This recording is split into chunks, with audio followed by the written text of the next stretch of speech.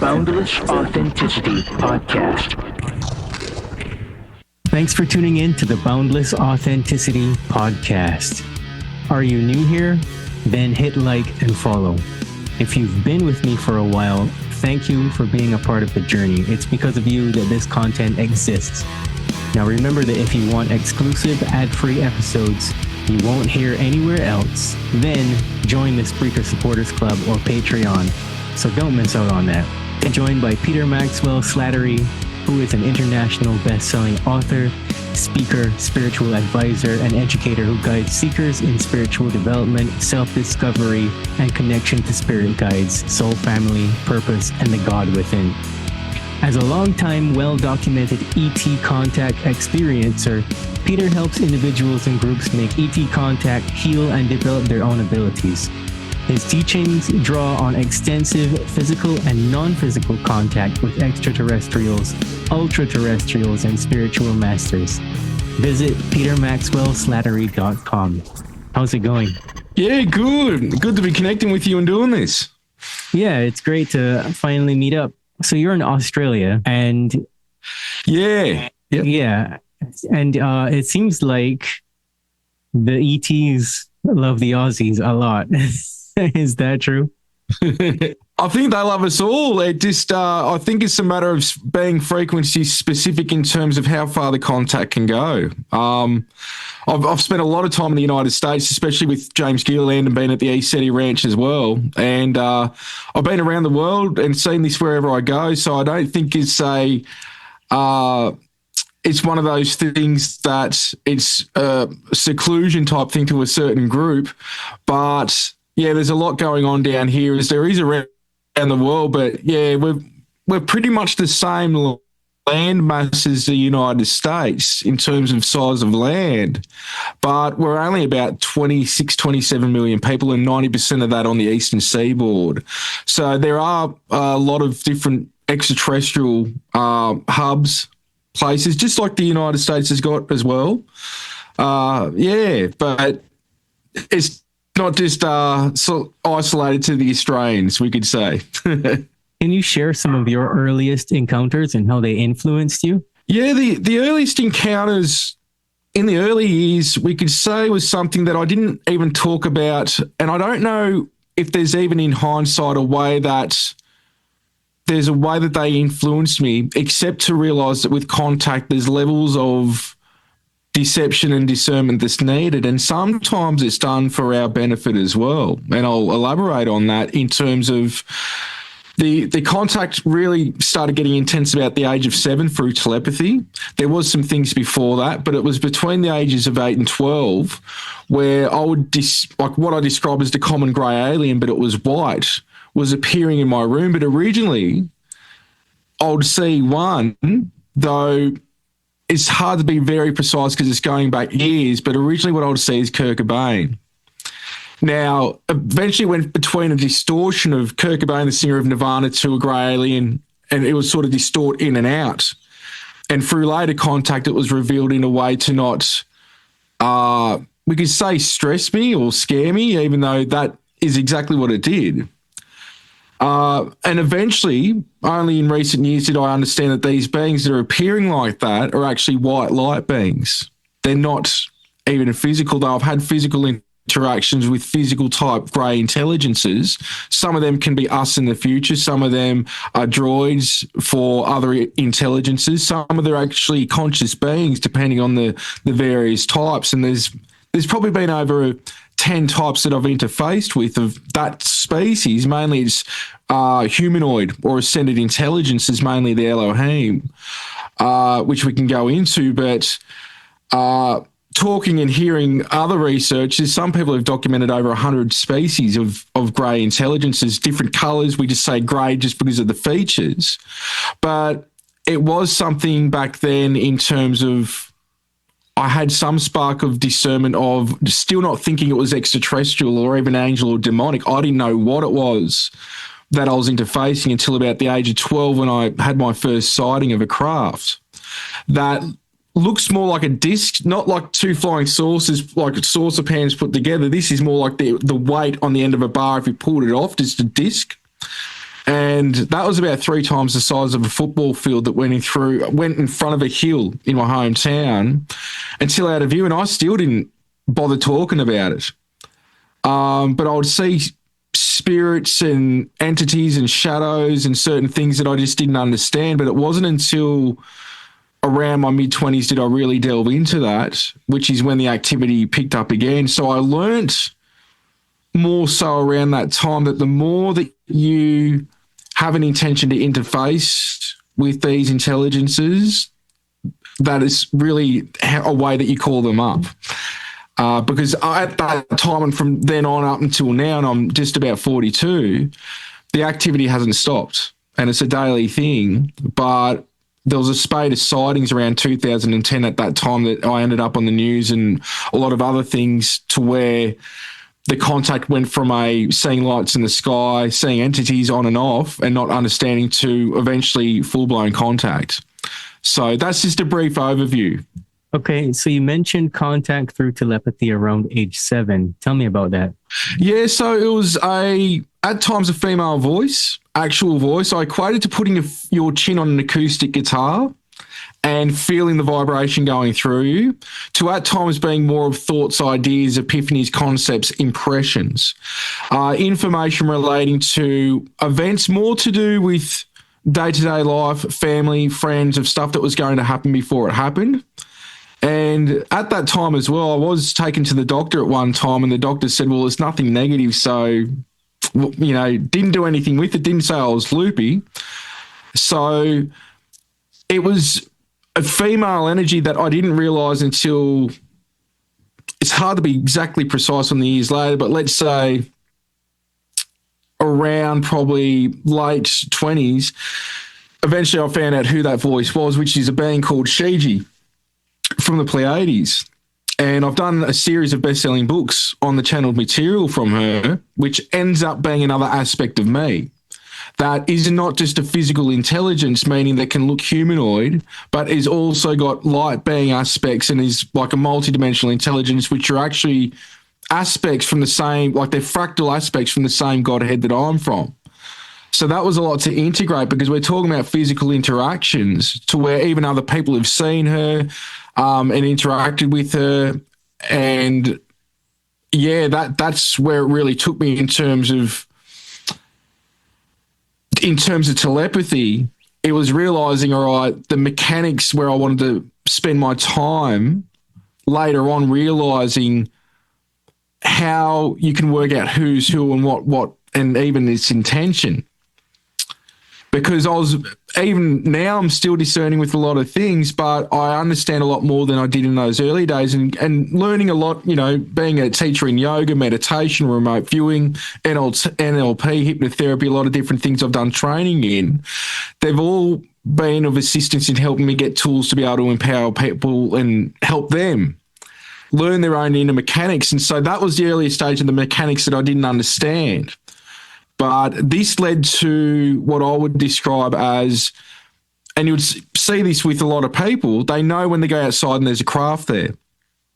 And a lot of the time it will start out as, I've got to go and check on the mailbox, even though I checked it this afternoon, I know there's nothing in it, but I've got to go out and check the mailbox. They go out and then they see a craft, and that thought of I've got to go and check the mailbox or I've got to check the car, whatever that thought is that gets them outside. That's what I deem as thought transfer. It's a projection, whether it's from another intelligence that they're doing it purely through telepathy, or they're using consciousness-assisted technology that they're not there yet, but they're able to focus that through a craft with consciousness-assisted technology to an individual or group. And they're perceiving that as their own thoughts, their ideas, epiphany, concept, whatever, and they've got to go outside and then they see craft. So it's what led to later not just assisting others, but what I call the connecting to your guides technique, which is where you have or you project a thought to where you feel the energy on the body, which is their light body overlapping yours. What thoughts, feelings, visions come back. So the telepathy is, I think, something that we all experience, and I believe daily, whether it's a spirit guide, a higher self, an angel, an extraterrestrial, even other humans, or humans that are transition, we could say, to where we are before we come here. that's for one to deviate and work out themselves, because it's just a case-by-case basis. But the mechanics, whether it's an angel, a Bigfoot, a fairy, ET, whatever, at the main level of the way that we interface consciously is basically through thought transfer, but also with the mind's eye. So you get a mixture of thoughts, feelings, and visions, and a knowingness. But there's usually a sensation, energy, which is the overlapping of the light body on ours. So with people, when they're having experiences, they feel an energy, goosebumps, hair standing up, temperature changes, a static sensation. That's really the energy of what we're interfacing with. Even if it's being on another planet, meditating, projecting a conscious, like a physical version of itself, or even a craft, it's still got the same capability with the same byproduct of the sensation and the energies in the body. So it's one of the main things I'm working on still now, along with telekinesis and other things that I've experienced with, like levitation. But I don't think any of us have the mechanics down pat. We're sort of just writing the manual, each of us, as we go along. I think that maybe that's a part of the game here. That's why we kind of get schooled, and nothing that we learn at school ever has anything to do with your mental environment and what is actually going on. Because I think if more people figured out that there were different types of thoughts that could be thought transfer or higher level spiritual guidance or something, it would completely change the control grid. 100%. A lot of parents come to me and they use the meditations that I've got. They're free on YouTube. They're on Spotify. You can buy them, of course, as well on different platforms. But a lot of parents just go to YouTube or Spotify and they say this should be taught in schools, because it's very simple methodologies, techniques. But because we're not educated on it, we pass it off as, was it a coincidence?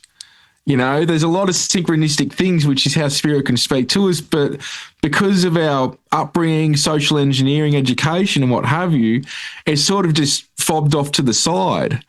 And very good point, because basically we're in a box with what the powers that be, the cabal and those would like us to be within. And it doesn't mean that everything is a conspiracy, everything doesn't have some fruit to it. But what it does is it now puts you within a box in a prison that you can't see that you're within the bars, and stops us from further exploration in different thoughts, ideas, just like you mentioned as well. So I think it's part of the process. As I say to people, part of what's going on is a non-human intelligence, negative, that's orchestrating this. But pardon me, on the flip side, you've got those who are positive, and I don't really see positive or negative, it's more service to self or others. But because of that, they're trying to understand why the world is the way it is, and why the manipulation is the way that it is. You will not understand, meaning not you or I, and I think you and I still can't understand. We understand what's going on to an extent, but it's because we don't think like them. We wouldn't hurt another. But they're not human and they haven't got our interests. So because of that, it's really hard to fathom how some of these non-human intelligences that are negative are thinking and orchestrating what they're doing, because there's no reasoning with them, and they're, pardon me, extremely intelligent. They were thousands of years ahead of where we would be in terms of knowing where civilization was going. But as I called it Operation Starseed years ago, though all of us are from the one consciousness that encompasses all consciousness, a lot of us have come here to help elevate humanity by coming back, or coming here directly from source and incarnating and helping from within. So it's almost like this cabal, and even us that are here helping, neither side's really breaking universal law. It's bending the rules. So we found a way to bend the rules, which is, instead of trying to rectify what's going on from outside, how about we incarnate in and try and assist from within? And the Starseed concept is very minimal, and it's not belittling that perspective. But like I say, where were you before you were on another planet? Like originally, you're from that spark that we're all from. And really all those lives, there's no reincarnation, because all our lives are happening at the same time. So it's like one of those things I was saying before with discernment and sort of lies, but lies of a beneficial nature, which depending on how you got to look at it, but I understand what some of these ETs are doing. you have to understand reincarnation first before you understand that all your lives are happening at the same time. If you can't first grasp the concept of you've got other lives that you've experienced, you can't sort of just jump in the deep end. So it's almost like if you get this, though this is sort of true, but it's not 100%, you'll get this down here. But first we've got to sort of present this, and this. But as I say, I personally believe from experience that in between lives we know everything. There's no mysteries once we leave this existence, though there is still some mysteries to angelics and higher intelligences that they've explained to me, but they're very deep concepts and ideas that prove truthful to me because there's fruit in the information that they've shared, but also it's truthful that if it was something manipulative, they would make up answers and know everything, which is just not the way that it is to an extent. And what I'm alluding to is an experience I had where I was shown of everything made up of purple hue dodecahedrons. And it was the grass, people, plants, trees, the earth, the sun was one, the moon, the satellites, the planets, our solar system, the galaxy, and then the universe with all the galaxies I could see within it. And then I turned to the side and I saw other dodecahedrons. And it was like, yeah, they're other gods with their own planes and dimensions. And it's sort of like as we ascend to a state, we can even divide off from this universe and create our own universe with its planes and dimensions. And the dodecahedron scientists say is the blueprint possibly of the universe, but I believe it was one frequency. I was experiencing that if you change the frequency, there's new geometry. But my point with this is that these intelligences still don't understand where the original source came from. Like we're in God, we're a part of that one consciousness that encompasses all consciousness, but where did that come from? And then when you find that out, where did that come from? And these are the deeper mysteries that still, we could say, in the spiritual side of our existence, somewhat as things that we're trying to understand still, which is a beautiful thing because it means that there's always something that we're trying to learn, whether we're in, we could say, an unbounded form or not. Well, life happens in levels and we arrive in stages, right? True. Well, you mentioned the Kurt Cobain white light beings. I couldn't help but think, because I'm a jokester in my head, I'm like, thank God it wasn't Chris Novoselic. But, you know, oh, that would be screwed up, man. They're tall greys, and I'd be freaking out from the size of it. Exactly.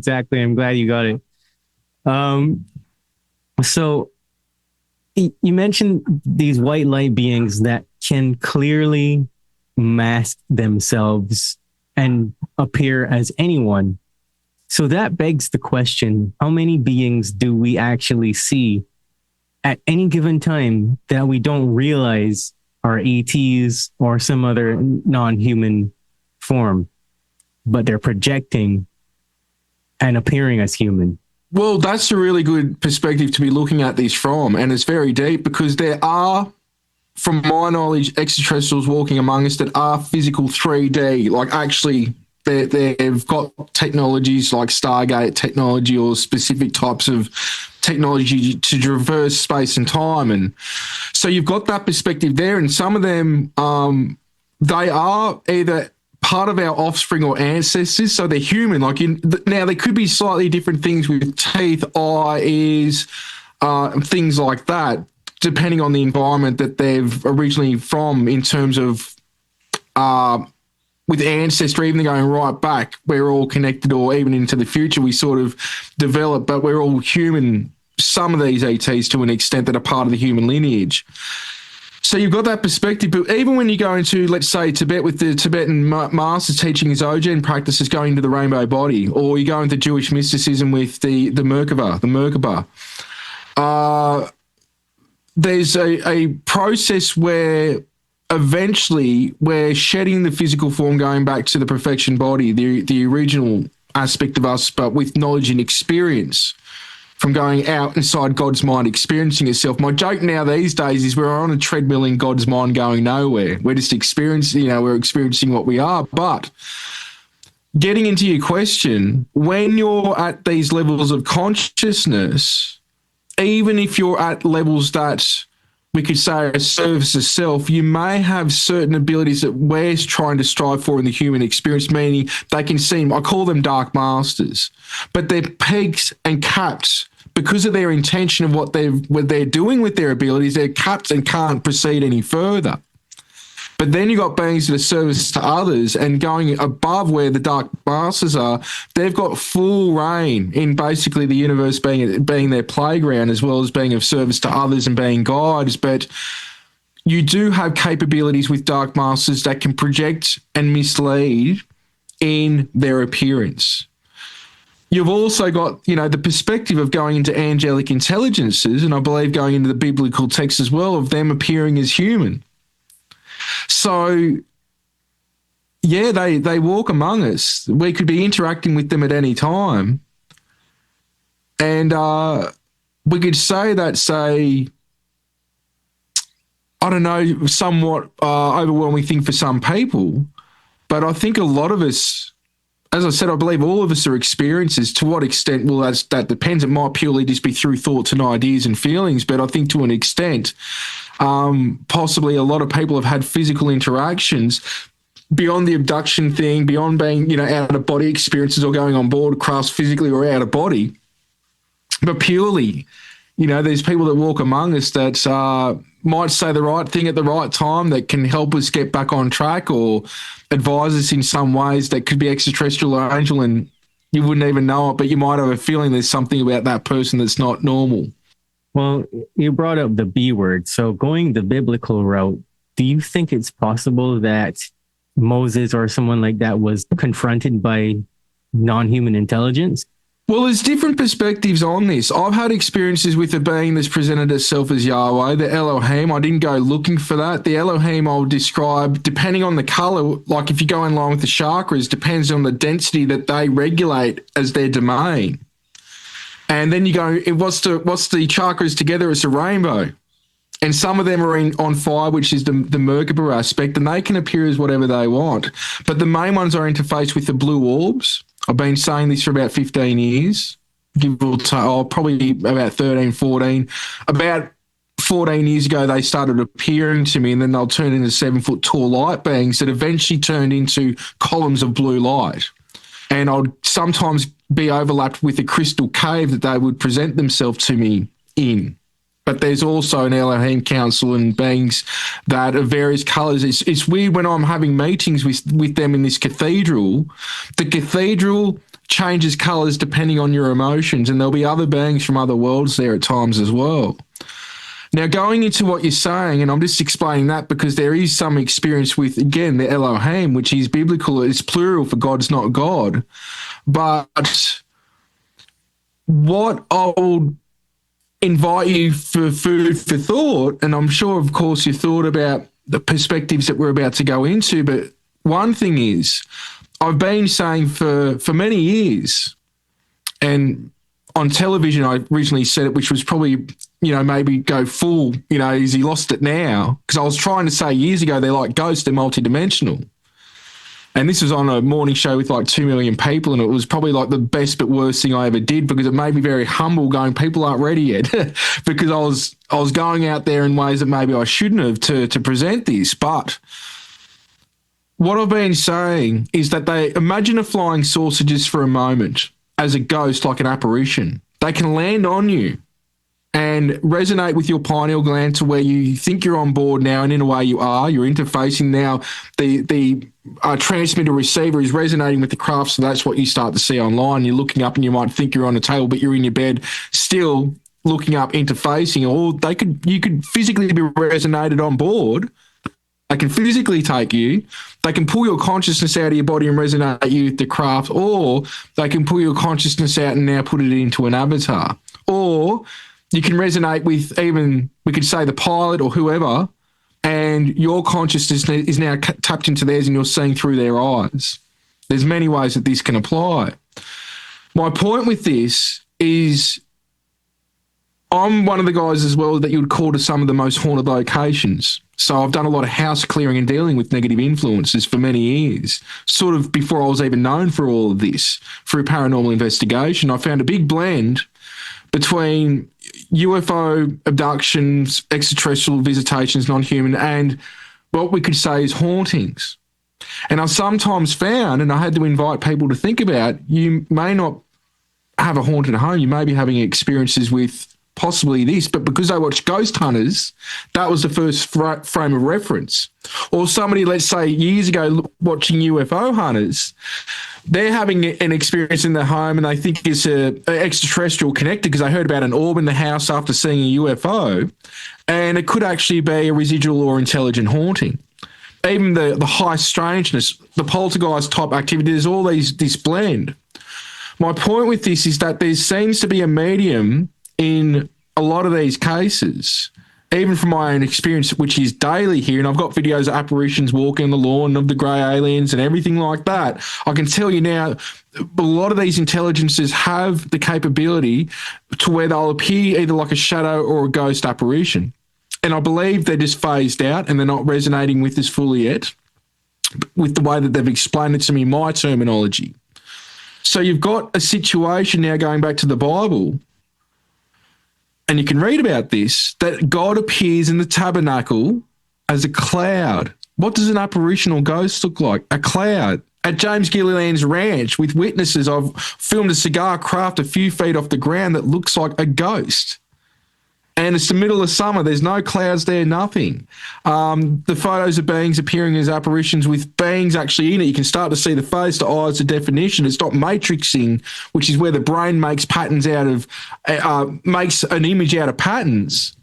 But you start to go into the Bible, like during the day it was a pillar of cloud. During night it was a pillar of fire. So was Moses, even going into Ezekiel, these are questions, even going into Enoch and Yeshua, Jesus ascending. But we've also got reference to rainbow within the Bible, which part of it's a sign of God's covenant with his people.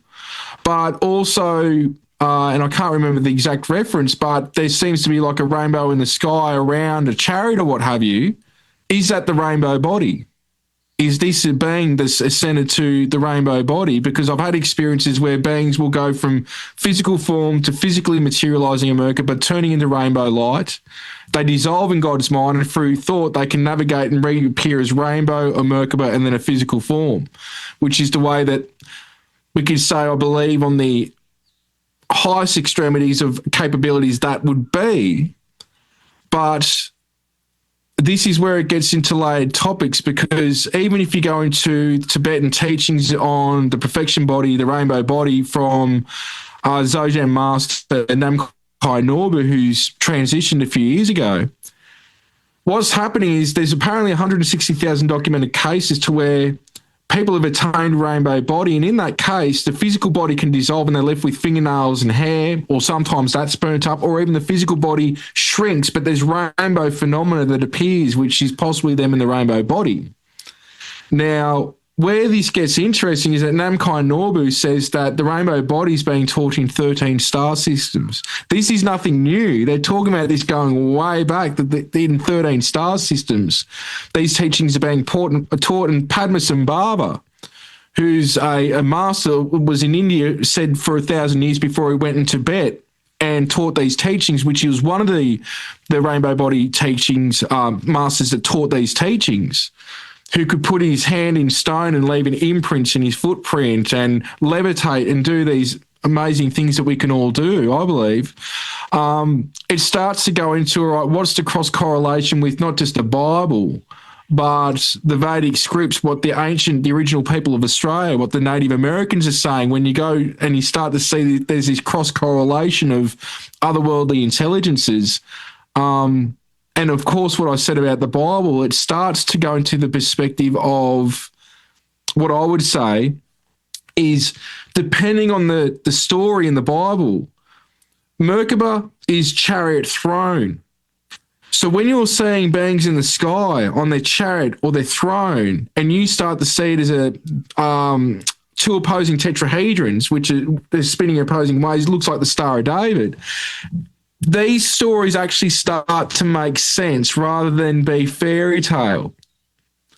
And there is still reference to chariots, which actually are involving horses, and they're on the ground and they're talking about chariots. But other times, when you hear about it in the sky or it's a supernatural event, this is where you've got to deviate between, is it an actual chariot or they're using the word Merkaba, but we're seeing chariot as the light vehicle, the ascension vehicle.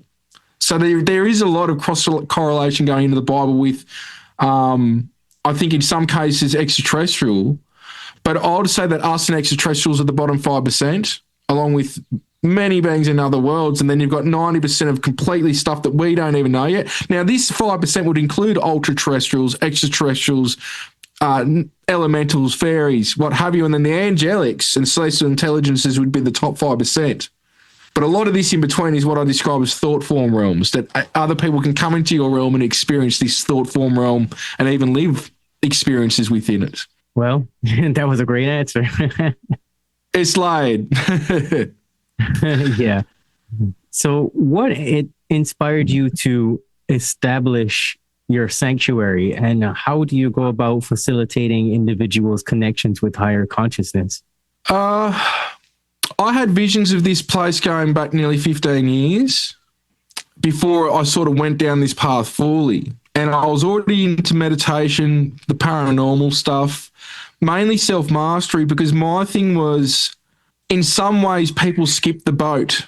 And there's nothing wrong with that. But what I mean by that is I've literally worked with thousands of people, over 5,000 people. And whether it's later in life or early, there's this aha moment that happens for a lot of people that are experiencers. Not only that they're a guide in physical form to others, and that's part of why they're experiencing what they're experiencing, and they've got their own sort of lens and they contribute through their own experience.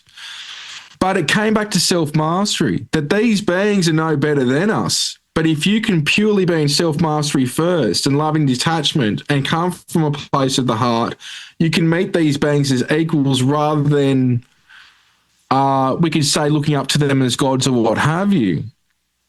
And so because of that, I knew one day I'd be doing what I'm doing now. I didn't understand how. I still don't understand the how and the why 100%. And then, funny enough, I met James Gilliland. And I had a podcast years ago. I did over 150 episodes over, I probably wrapped that up about a decade ago as well. And I ended up flying over to see James, and we hit it off, and we've been best friends ever since. And he was doing very similar stuff and very similar journey and very similar beings, if not the same beings in some cases we're interfacing with. And my thing was, and why I called this place Jaya, was it means a balance of masculine and feminine. It means self-mastery, and it also means victory. And that's what I want for every person. But it's also a place where sometimes I might do practices 40 minutes to 4 hours a day, like meditate. I do yoga and qigong and yigong, and I'm working with what we could say is portal type energies here that I've created, basically otolpas, which are conscious beings that you create through thought, all sorts of things. And then I do one-on-one appointments, but I'm more going towards teaching, which I've been doing for years anyway. But the main thing was for the sanctuary partly was to have a place in Australia that people could go in Australia, because when I needed help, I didn't get any help. I reached out to a lot of people, and the first person to get and help me, which I will say there was one in particular, was Mary Rodwell.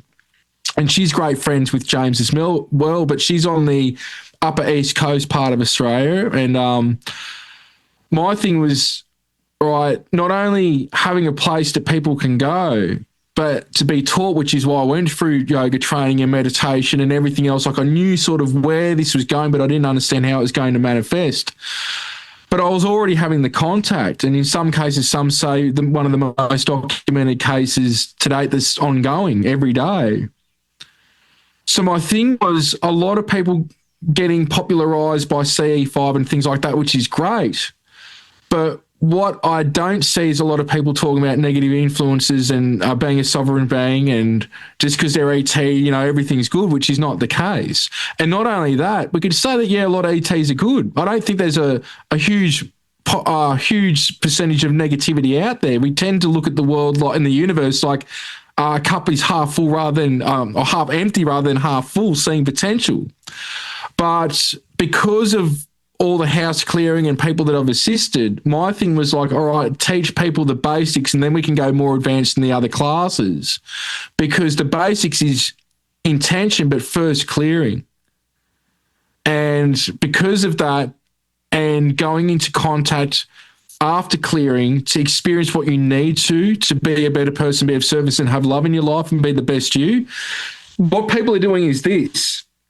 I clear and I teach people to surrender fully, because what happens is you can have contact experiences then beyond what you could ever imagine. Because what you're doing now is you're surrendering. When you can't surrender, you're limiting the potential of the contact, or as we could say with meditation, which is another example, people have a very enlightening experience and they want that experience again. But the want is the block, because they're doing this. I want the experience, but it's got to be like what I had before. But when you surrender, there's intermittent periods where you may have experiences beyond what you've already had that you think are amazing, which are, but you could be blocking even further progress down that path. And that's part of loving detachment, to love the experience, to be with the experience, to be immersive in it, but to not chase it to an extent to recreate that. But that's also part of self-mastery of like embracing being human, because being human is a beautiful thing. There's as I say, the way that we can hug another or smell a rose or have the sun on our face or the wind in our hair. Like, there's things about being human that we've already come down from all that. We're here to experience here, but we're also here to elevate here. And what better way than immersing yourself in it, but also a balance of mind, body, and spirit. And so these are the things that for me is embodied in Jaya and why I do what I do. It's interesting that you said that too. Like, there's a whole long list of don'ts out there when it comes to spirituality and gurus and stuff like that. And they're always like, don't get angry, or don't do this, or don't do that. It's like, well, if you didn't do that thing, how would you ever learn anything? What would you have to compare anything to? 100%. Yeah, there's absolutely 100%. no way you can grow human consciousness without actually being a human and feeling everything, experiencing everything. Doesn't make any sense to me. So when these people start talking about this kind of stuff, I kind of tune out, Yeah, no, well, that's the thing. We've all got our own path, and part of the human experience is the grief, is loss. But it's like not everything's perfect, but because it's not perfect, it actually is. The imperfections are what makes it perfect, of what carves a path detailed for you in your journey with free will. But because of that, other people have free will and they can impose their free will on you, which can divert or put challenges in your way. But then you can see it as a catch-22, an opportunity for a cup half full rather than empty, of you learning some gifts, some tools. And as I say, there's always blessings in burdens.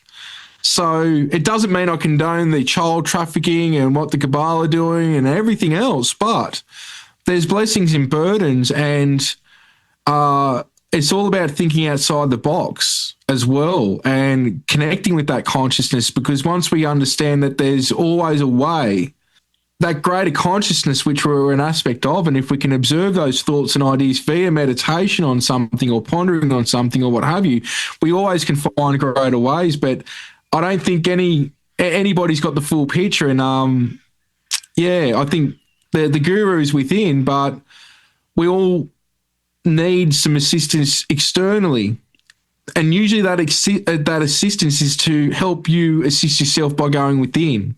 It's giving you practical tools more from an external source to either validate, but more to point you going back within and finding your own inner mechanics. Because as I say, the most advanced thing in this universe that we know of in the physical 3D is this. Not a craft, not AI. We don't understand this. And it's that complex. Yeah, AI might be able to describe where's what and this, that, the other within the physical vessel from a physical standpoint, but nothing is ever going to fully understand this and the capabilities and the unbounded aspect or pinpoint of that unbounded aspect that's overshadowing this. That's really the operational software, using this as a computer to interface with this world. And that's where we're all each other's teacher. Well, I suppose if it was any different, there would be no point in being an infinitely creative being, right? Well, it would be boring. And so, like, the way it's been explained to me is that when this sort of rejuvenates, because I was shown that this universe, God's like a cell that rejuvenates in our body. Like, we apparently every 7 years our cells rejuvenate. That when Source does that, the experiences that we go out within are going to be completely different from the last. Now, I think just like us, we can have opportunities to redo things or redo it or not, redo it and do things a different way. But that's the beauty within God's mind, is that even when this is sort of like rejuvenated and there's a chance for renewal, even though time's an illusion in the time of God's mind, it's not going to be the same unless we want it to be the same. So we've got those opportunities to excel and grow and do things a different way and elevate. So what about CE5 protocols? What are some of the most common misconceptions that people have about it? Well, for me, I'm sort of totally different away from Greer, and no, he does his thing, which is great. I didn't even know, and people don't know, even Greer was going to James's place years ago doing CE5. James has been at this for about 40 years.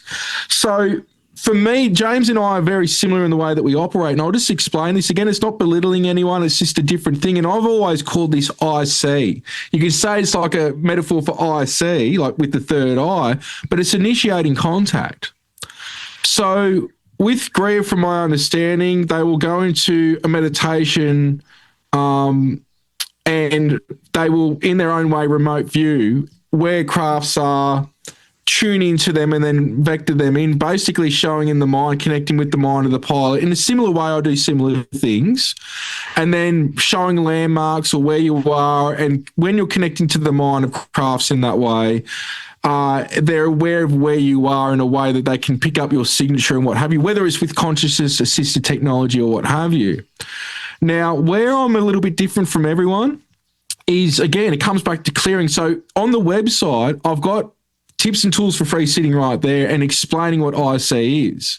Now, not only are we initiating contact with extraterrestrial intelligence, ultra-terrestrials, fairies, elementals, angels, anything that's in line with the awakening healing of humanity and soul evolution, and under the guise of peaceful dialogue and universal peace. That's the mandate. So remember before I said people do this, but this? I'm going, hey, I'm open for contact with whoever, but you've got to be in line with the awakening healing of humanity, universal peace. Otherwise, you are not coming in this space. Because when people open up, I've seen too many people have their lives changed and even possession type things happen and really dark stuff happening because they're purely just opening up, going out under the stars. And they're so strong and pure with their intention, they're not educated. So what can happen is, some dark stuff, even spirits that are local in houses that are nearby can go, oh, this person's opening up, I can come in. So when I go through that technique of clearing and then we don't summon, I go through a process of basically connecting with the heart space, and we go in and out of heart breathing the whole time that we're doing this. And I anchor a beam into Mother Earth and a beam going up into space, and then I sort of ignite the orb of light within the heart going out to where the light's shining throughout the cosmos. This is one of many methods. There's different methodologies that I teach. And then I go into what I call the connecting to your guides technique once you pick up an energy. And what that is again, it's free on the website, but it's projecting a thought, what thought, feeling, visions come back. So basically, I get people to go through a process of what do they look like, what's their name, where are they from, how are they connected to us? Because usually I find that if enough of us in a group have a certain star lineage, it can be from that place. It could even be something that's just purely picking up on us from a base nearby. And then, as you can see in the videos, even recently, we've got beings appearing up to 10 meters away, which is about 30 feet. Whether in apparition form or as orbs or pinpricks of light on the ground, not just up in the sky. And then a lot of crazy stuff I've got by myself over the years. But what it is you can do CE5 all you want, which is great. But when the crafts appears, now what do? That's where I go into the technique showing people. And not only that, with a few events, we've got around a 90% success rate of me getting people in the group, the whole group, to say what time and direction the craft's going to appear or where's the activity going to be. So, because they see me do it, I go, at this time we're going to see this or whatever it is. And they get a bit nervous, but I'm like, look, the thing is, unless you start playing with your consciousness and thought transfer and things like that, you don't know what you're capable of. And it's not about ego going, oh, I said what time and here the craft's appeared. It shows that contact's happening. Just like I've done with multiple TV shows, just like with James. And you can actually see some of this on my YouTube, me saying when and where the crafts will appear and then they appear.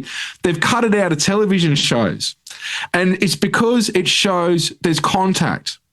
I've been told that directly. So what it shows is even when the crafts are reacting to me on the ground, how's that possible?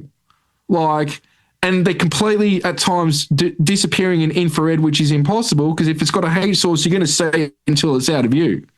So these things are materializing, fully dematerializing out of the visible light and IR spectrum when I've used UV cameras as well out of that spectrum as well. So that's where I differ in what I call IC, initiating contact. I call it expanded CE5 because not only do we initiate it under safety protocol, but we invite them in and then we actually connect with them when we interface with them. But, you know, it's each to their own and where you're at, but it's just making sure that it's done under a peaceful protocol. But you really don't need, like, contactees and experiences like myself, I don't go through that whole process. I clear in a sec. But what I was doing on the craft years ago, I realized that's a protocol that I could teach people, which is why I've gone down that path. Because if you're an experiencer and you're not like super in depth with the experiences, you can now be with a group and experience it. And people that have never had an experience can be in a group and have that safety buffer for their first experience or what they think is their first experience, because individual and group contact are 50-50 with everyone. We need our own inner contact, but we also need to be able to do it in a group because that's what's elevating the human race as well as we go out into the cosmos as cosmic citizens. But we need to do it under the guise of universal peace, so as sovereign as well, and meet our brothers and sisters on par. And so that's what drives me through my own experiences, not just to, we could say, bring about a disclosure, but first a disclosure within, and that will come into the outer world. Well, I could pick your brain for about another 5 hours, but I'm going to ask you one final question. What is your definition of ascension? Because I hear that word thrown around a lot, and there isn't a lot of depth and real understanding when it's used. So a simplistic version of that would be ascending to new heights, ascending from where you are to another state. But it would also depend on the individual. So ascension, we could say to 5D, to 6D. You know, it's like people might go, and I'm not belittling, but they might go on a ninth dimensional Pleiadian. Well, it's like you're here on Earth right now. You've already done that then. And this is a mastery school to where I say we're in such a dense reality that this is sort of like the school of masters to be able to now manifest from consciousness in physical form, not just do it through thought, you know, in the other realms, because we're in higher states of consciousness and it's a lot easier. Here it's like you've got to actually delve and dig deep. So the ascension process, you know, some might go, well, it's the rainbow body. It's the Merkaba. My way that I'd explain ascension here for humans is exploring human potentiality and the God within. And what I mean by that is not just interfacing with other intelligences, but exploring your own self-mastery, your thoughts, your ideas, your inner mechanics, also to the aspect of what's mine and what's not, because of epigenetics. It's like when you heal yourself, it may not even be your issue. It could be from an ancestor going back thousands of years, or even, because things are quantumly, into the future with future offspring. And it's also working out what's yours and what's not. But when you heal that and you process that, that's actually quantumly for your lineage, past, present, and future. So there's different things in terms of ascension of, you know, again, it's a collective thing. We go through these yugas, these cycles of ascension and declines as well. But to bring it simplistic is exploring human potentiality of being the best you. But for somebody that might be, I go and meditate in the cave and I achieve rainbow body, or do Merkaba, or I'll be like Buddha and just, hit enlightenment, hit nirvana and sit underneath the tree, which it's all fine with that. But I would say there's a lot of people here in this cycle to do things like that, but what we could say is in human civilization. I'll expand on that, which is, and I'm not belittling, you can be a monk and you could go and meditate. I've done 7.5 years meditation in the last 14 years, like 8 to 12 hours a day, all remote viewing. Like I've done intense 10-day retreats and dark retreats. I've done all that, and it's great. I did it for mechanics, understanding the manual. But the mastery would be, right, can you do something like be a monk for 3 years in a monastery and come out and now not lose your crap in a city, in the real world? That's self-mastery. Now, your journey might be to sit in a monastery for 50 years and do that. Not putting that down. There's a lot of self-mastery in that because you're shutting yourself off and everyone's got their own path.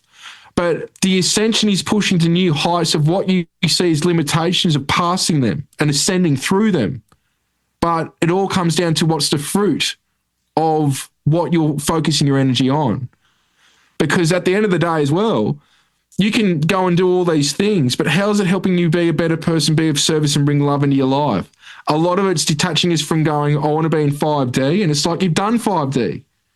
Ascend here, elevate this aspect of you here to meet those higher states, not through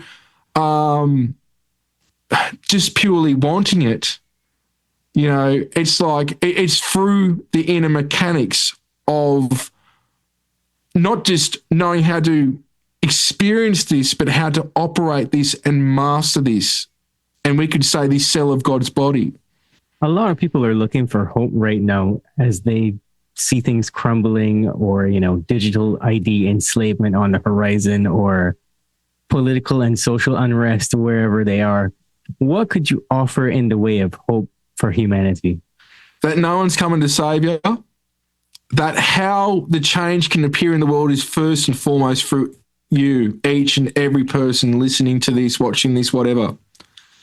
As soon as you take control of your actions, it doesn't mean there's going to be situations where, like, really, what do I do about this? Whether it's through medical stuff or the ID stuff or whatever. What I would say is let this speak. Don't acquiesce or surrender to anything for no reason. But what does the heart tell you? And this is the thing as well, a lot of this, we could say even conspiratorial stuff, a lot of it's ended up being right. But what we could say is for every conspiracy theory, there's 100 theories and 99% of them ain't right. So there's a lot of misinformation and theories. So the heart knows, follow the heart, but also know that what you can do, nobody else can do, meaning your life expertise, your knowledge. It's like there's 100 podcasts. Well, some people need to listen to a totally different one from the next person to get information that from that host, from that person, it's like they absorb it from them. And they could hear the same thing from somebody else and they're not going to absorb it. So what my thing is, don't dim your light from no one. Always come from a place of love, but also observing. Like sit back and go, like not go, why is things like this? When you sit back and you observe and you just observe the situation in silence with loving detachment, usually you'll go, well, no wonder it's like this. There's a reason things are the way that they are. And to be the change in a situation that you can see or what you'd tell somebody else, firstly, we should do ourselves. So being the change that you want to see in the world, even just being polite or smiling at somebody or helping somebody where you can, like things that seem minimal, we know that these things have somewhat like a 100th monkey syndrome effect to where it has a ripple effect. The simplistic thing with all this is being the best version, and I say this to a lot of people. They go, what about my loved ones? They don't know this, they don't know that. And my thing is, would they give their shirt off their back to help another human? Yeah, they don't need to know this unless they want to know this. What I mean by that is if we're all good people, there would be none of these issues. There would always be something that we've got to learn about, and everything's not perfect, of course, and there's trials and tribulations. But purely from the perspective of if we're just all good people, being the best, that's what Ascension's about, being the best us and being better than what we were the day before. Now, there will be times you go 10 steps back and 20 steps forward and 5 steps back, but that's part of the process. Because when you get to the destination, you're going to be looking for another destination. And that's God, source, creator, and it's always there. It's not going anywhere. It's there, but we're here to elevate. And that would be my advice. Just be the best you. Well, Peter, thanks for being on the Boundless Authenticity podcast. Tell us once again where we can find you. People can go to petermaxwellslattery.com or giasanctuary.com or also esetiaustralia.org as well. And thank you for your time. I've enjoyed it. All right. Thank you. Cheers.